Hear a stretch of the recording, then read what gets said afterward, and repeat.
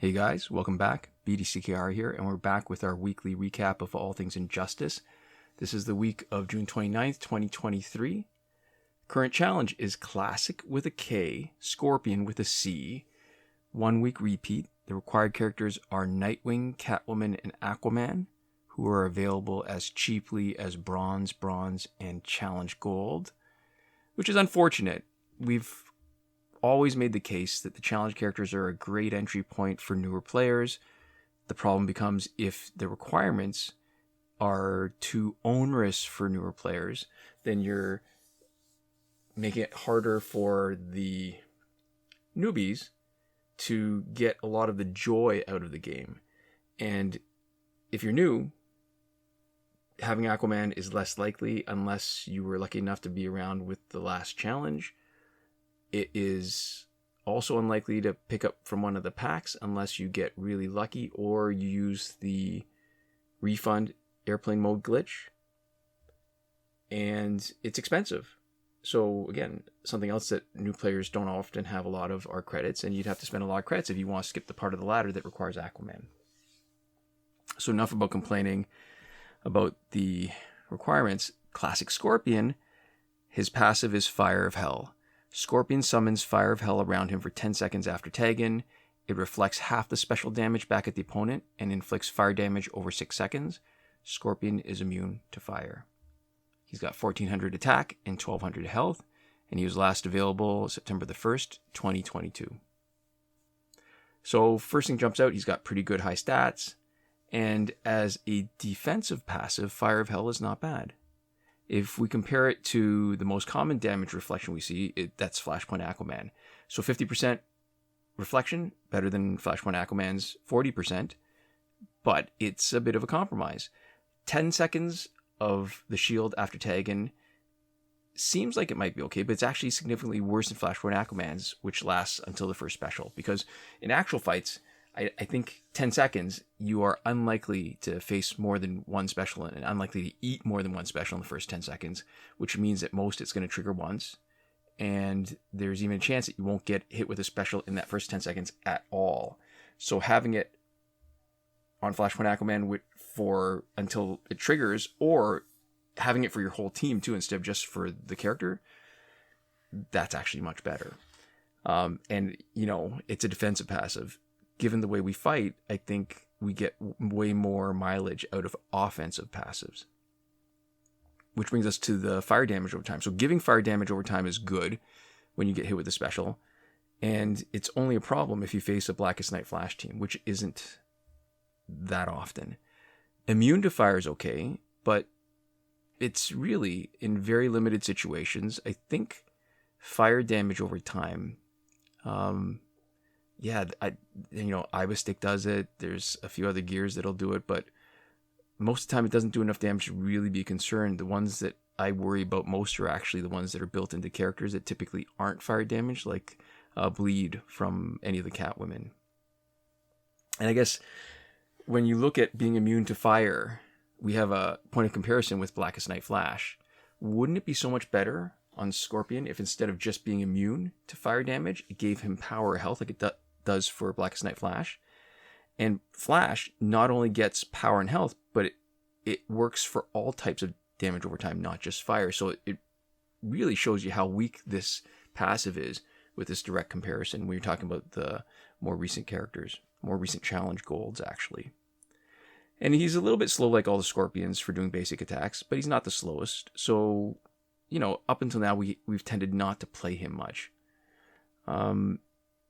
Now, that complaint about him being slow on basics, does that even really make sense? I mean, not really, right? The game relies so much on specials, and we're using him as a specialist here in the video that you're watching.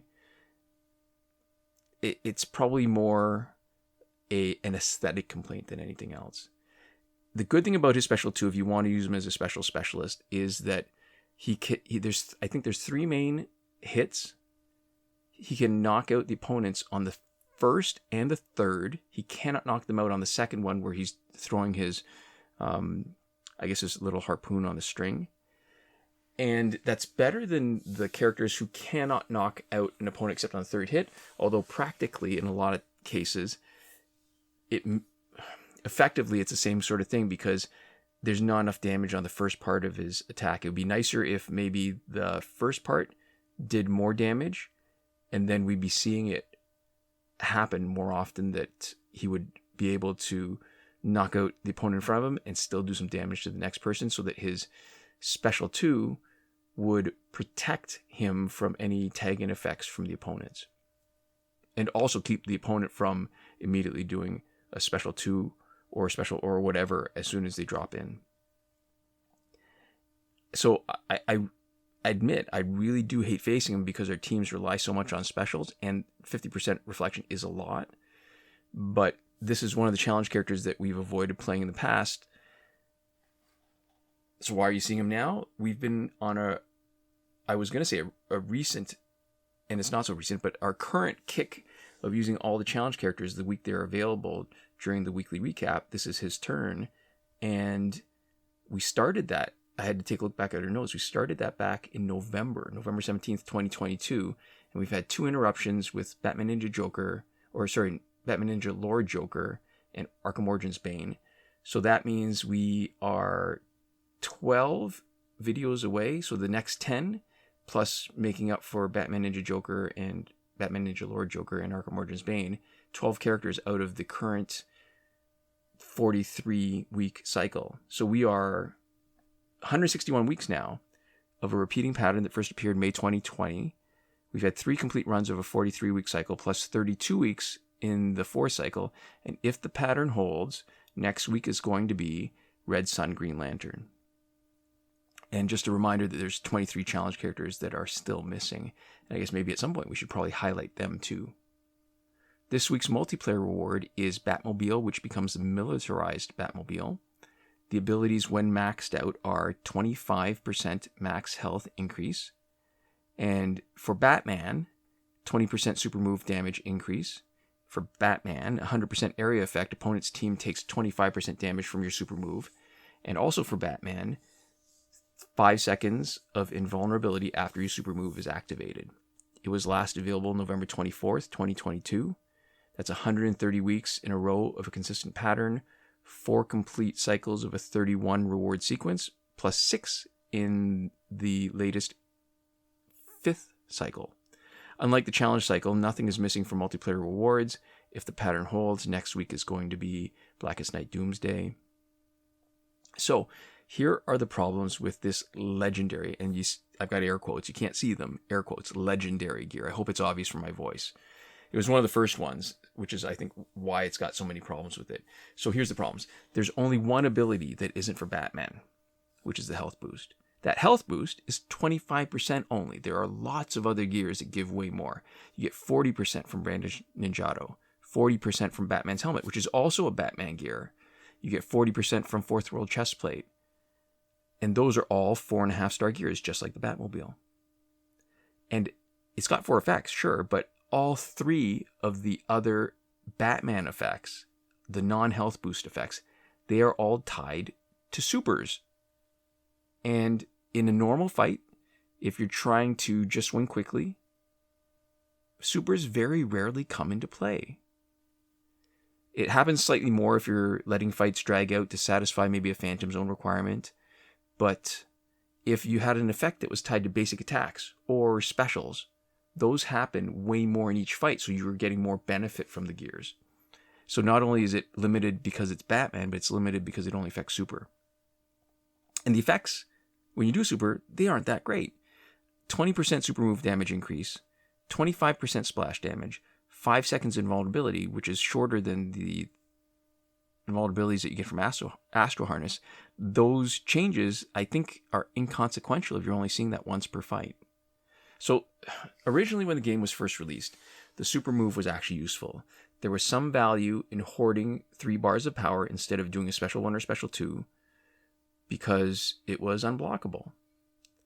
Then, when multiplayer was introduced, the mechanic changed, and supers, which were unblockable, could now, and they, I guess technically they still are unblockable, they could be defended. There's air quotes again, defended. So a defended super is often less damage than an unblocked special 2. So you can time a special 2 to be unblocked, but no matter what happens, its super will always be defended. Maybe it's not a lot. Maybe it's just random, but it's still defended. And a special 2, it can crit. A super never does. So even if your opponent has 0% of a super defended, a critical hit special 2 will be more damage. So that's why the damage from a super is often less than a special 2, which only costs you 2 bars of power instead of 3 for a super. So in that context, a 20% boost to the super, inconsequential. 25% splash damage is interesting, but not as good as even 15% that you get on a special 2 with the Fourth World Godly Mace, or 50% splash on a special 1 with League of Assassins Knives, which you can play around with like you do with Batgirl and Luchador Bane to really leverage the damage on a special 1. And then when you look at the 5 seconds invulnerability after super, it isn't enough time to build up more than a bar of power, if that. Astral Harness's invulnerability lasts longer, and it doesn't cost 3 bars of power to trigger it. If it just happened, that would be great. But to have it rely on a super once per fight, maybe? Yeah, you can do better than that. So if you could equip this gear without taking up a slot, it might be useful, but other gears are just so much better that it's hard to justify the Batmobile over almost any other legendary gear, even if you're Batman. And I can think of a lot of 2.5 and 3.5 star gears that would be more useful. It's so, the bottom line for this gear, it's good for completionists, but it's not very useful. It's probably the worst 4.5 star gear, although there are some other contenders. This was the first, the OG, both as a gear and as like a waste of a gear slot. So, this week, we've got a Rebirth Jessica Cruz challenge pack for 200,000 power credits. It gives you a 6.16% chance of getting her instead of the 2.86% in the regular challenge pack. And it's not worth it unless you sell back every other character, because you can just get the regular challenge pack for 150k. And if you don't sell them back, or you don't sell all of them back, even if you only need Jessica Cruz and a couple others, it's still actually better. We did the math once. It's still better proposition to use the regular challenge pack. Also corroborate include in next week's challenge. What else? We've got Metropolis pack. And $24.99, you get Superman, Crypto Lex Luthor, Doomsday. They're all available in the store, which means this pack is not great for $24.99 Canadian. We've got a second week of the really high-end expensive packs of the Ultimate Bundle Bringers of Justice and the Ultimate Bundle Villains and Monsters, which we went into a lot more detail last week. Actually, you know what? I just realized it is not a corroborating include, Jessica Cruz. So the way Jessica Cruz shows up is that when her challenge pack shows up, she sometimes shows up for Green Lantern characters, and it is very likely going to be Red Sun Green Lantern, but there's no sort of special Red Sun Green Lantern pack. So this is what happens sometimes during those weeks of Green Lantern challenge coming up, even if it's not Jessica Cruz. So that was a mistake. Not a corroborate include in next week's challenge. Is anybody even paying attention? Let me know in the comments if you noticed I screwed up. So what else? We got a bunch of other packs that have been around for way more than a year. Probably not worth mentioning. And let's see. Phantom Zone is finished. Fight 62 is still broken. Last weekend's breakthrough for golds was Killer Croc, Harley Quinn, and Martian Manhunter as expected. This coming weekend is probably Hawkgirl, Green Lantern, and Lobo. There's a link in the description to a thread in the Injustice Mobile subreddit from Devlin16 that goes over the complete breakthrough cycle. And this is where we usually talk about the glitches, but as far as the current glitches go, we go into more detail every time something significant changes, which did not happen this week. However, even if nothing changes, we go into a more detailed review once a month, the first week of every month, and most recently that was a recap from June the 1st, 2023. The only thing probably worth mentioning is that the challenge reset glitch has been confirmed to be working on this week's Classic Scorpion Challenge. And if you are interested, you can see a video tutorial for every working glitch in our playlist Current Glitches, linked in the description of this video in the eye in the top right corner. And if something changes, we don't actually wait until the weekly recap before we update that playlist. So if you're looking for the most current information, you can't be bothered to come in for the weekly recap, that's where you find the information.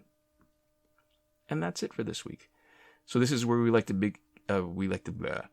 give a big thank you to our patrons on Patreon. That would be Alexis M, supporting us on the Your Message Here tier, Michael Devries, Irvin, Ruiz, and Hoshi 127, who are supporting us on the credit level. And also a big thank you to the people whose names you see on the screen that have supported us at some point during this pandemic. And thank you guys for watching. We'll see you next time. Komoda.